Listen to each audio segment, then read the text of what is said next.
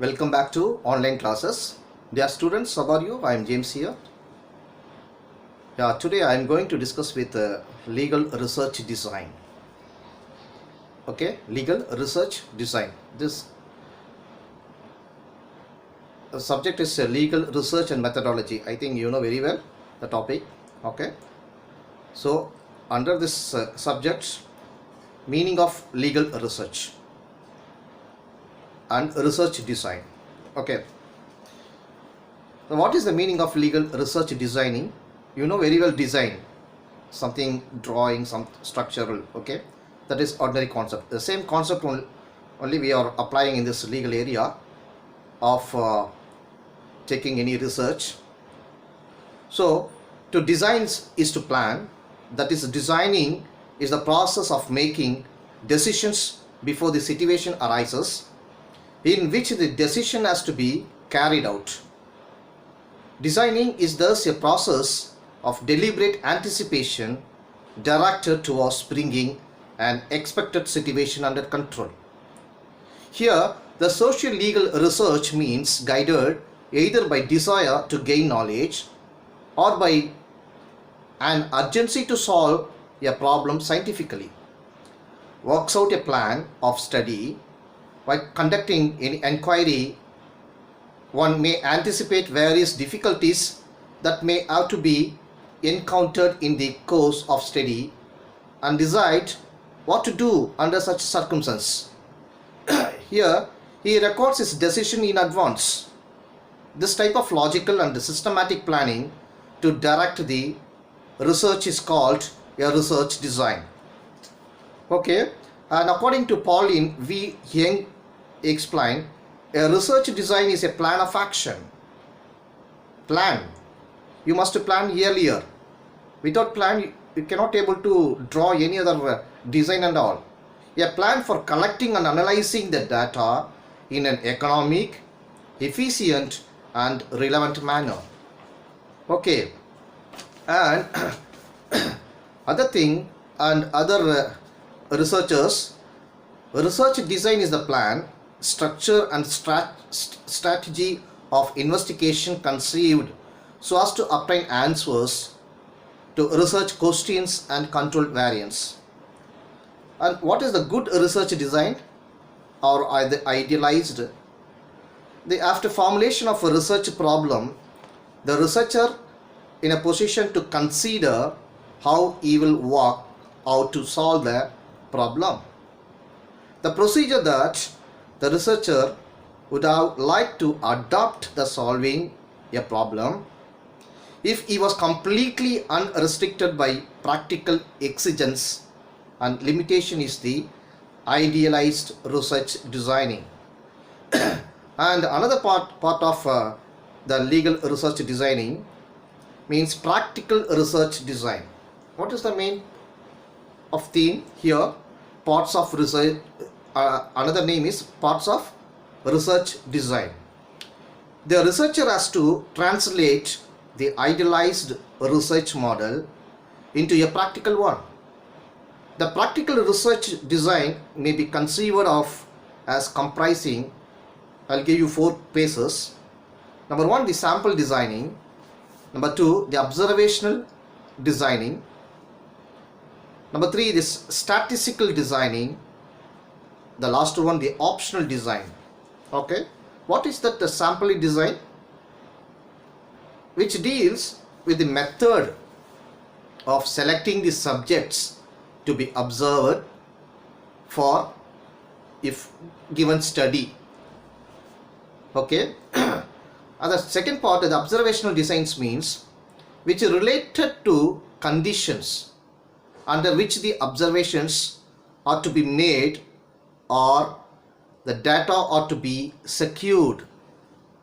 Okay, the observation is needed. Okay, and another point, statistical design, which deals with the question of how many subjects are to be observed and how the observations are to be organized with a view to securing answer to research problems.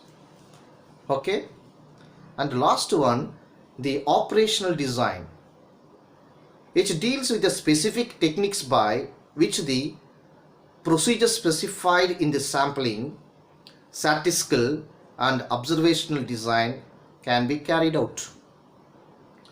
Okay students, and also what are the aspects to be considered in research design? So this is also a very important role in this area. The research design results from certain decisions taken and ordered in a certain sequence by the researcher. The major design decisions are in reference to following aspects. I will give you nearly 8 to 10 points. Number one, what the study is about and what are the types of data needed. Number two, why the study is being made. Number three, where the data needed can be found. Number four, where or in what area the study will be carried out. Number five, what periods of time the study will include. Number six, how much material or how many cases will be needed. Number seven, what basis will be used for selection of cases. Number eight, what techniques of gathering data will be adopted. Number nine, how will the data be analyzed. And the last one, what inference can be drawn. Okay, these are all main aspects to be considered in research design. Okay, and another important features of research design, generally a research design including the following points.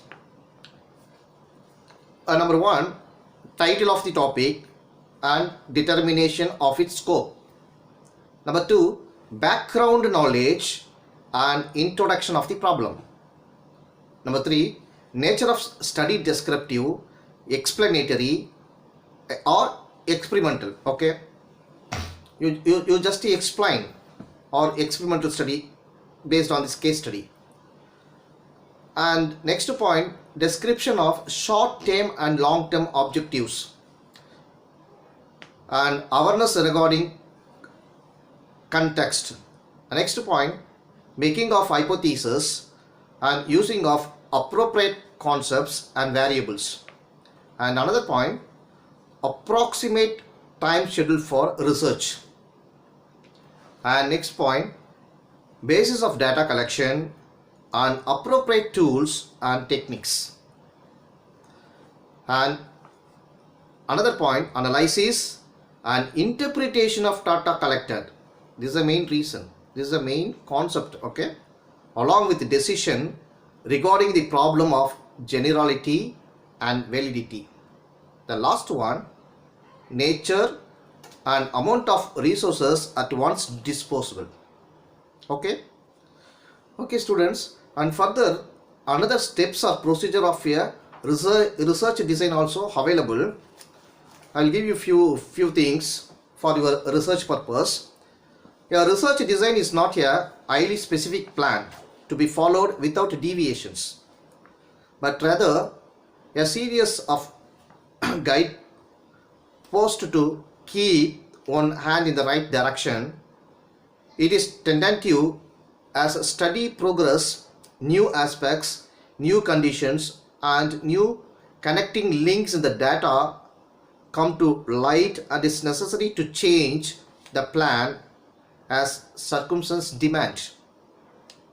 The most meaningful and revealing studies are those that are concerned from a definite point of view. According to Pauline vs. Young, okay, is a study design includes the following components. Number one is source of information and documentary sources, personal sources, library sources. That is first point. Number two, nature of study. Number three, objective of study. Number four, socio-cultural context of study. Sorry. Number five, geographical area to be covered by the study and period of time to be encompassed. and definition of terms and basis of selecting the data, and the last one, techniques of study. Okay, these are all needed as per Pauline V. Young is a research model. Okay, and what are the characteristics of good research? Here, a good research design should satisfy 4 conditions needed. What is that? Number 1, objectivity, reliability, validity, and generalizability, okay, of the findings. Number 1, objectivity. The objectivity of the findings pertains to the methods of collection of data and scoring of the responses. The objectivity of the procedure may be judged by the degree of agreement between the final scores assigned to different individuals by more than one observer. Any researcher design should permit the use of measuring instruments which are fairly objective, in which every observer seeing a performance arrive at precisely the same report. This ensures the objectivity of the collected data will be used for analysis, inference, and generalizations. And the next point, reliability. It refers to consistency. Reliability refers to consistency throughout a series of measurement. That is to say, if a respondent gives out a response to a particular item, he is expected to give the same response to that item whenever he is asked subsequently. There are different methods of determining the reliability of the responses given out by a respondent. Some of these methods are using check items, administering same test repeatedly, using a series of parallel or form, etc., etc. What is the validity? The next point is validity. Any measuring instrument is said to be a valid when it measures what it purports to measure. There are a good number of procedures for establishing the validity of test. Some of such procedures are validating the present data against a concurrent or criterion or future criterion or theory, etc. And fourth one of the characteristic of good research, generalization. It explains about represents the valid application of the findings of the sample of the population. In other words, with how much authority and confidence an investigator can say the same findings will be obtained even though the data is collected from the total population from which the sample is selected.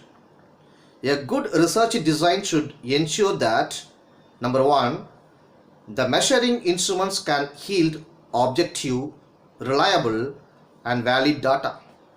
Number 2, the required size of the sample is collected. Number 3, the appropriate statistical analysis has been employed. Number 4, the findings of the present study can be generalized. Okay, students, and another point of need for research design. Need for research design or significance of research design. Here, the research design is must for any research problem, since it helps to carry out the various research operations very smoothly, thereby making research as efficient as possible by giving maximum information by economizing or minimizing time, energy, and cost. This is main thing.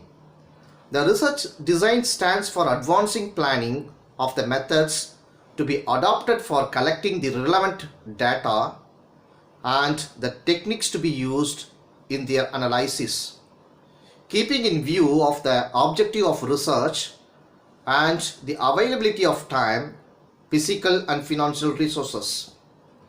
Okay, and also research design helps to know how much inaccuracy his method of research will produce. Then the researcher decides whether the method is suitable to the required accuracy in order to be useful. It's correct. Next point of this research designing, type of research design. How many type of research design? 3 type is available. Number 1, exploratory or formulative studies. Number 2, descriptive studies. Number 3, diagnostic studies. What is that exploratory or formulative studies? Here, to gain familiarity with the phenomena or to achieve new insight into it, often to develop hypotheses. And descriptive study means to portray accurately the characteristics of particular situation or group of individuals. And the last one, diagnostic studies. It is to determine the frequency with which something occurs or with which it is associated with something else. Okay, that's all diagnostic research. Okay students, read well, okay, watch well, improve your knowledge and success your ambition and success your goal. Write new book and publish your articles. Okay students, take care, and next topic we'll discuss with next online classes. Don't forget, those who are not subscribed in this online classes, please subscribe immediately. The right side subscribe and subscribe bell is also available. You can click subscribe and press bell also, and send your feedback in downwards. This finger symbol is there, we just press it. Enjoy with this video. Okay, stay with your legal mind or research mind. Wish you happy day. Thank you. Bye.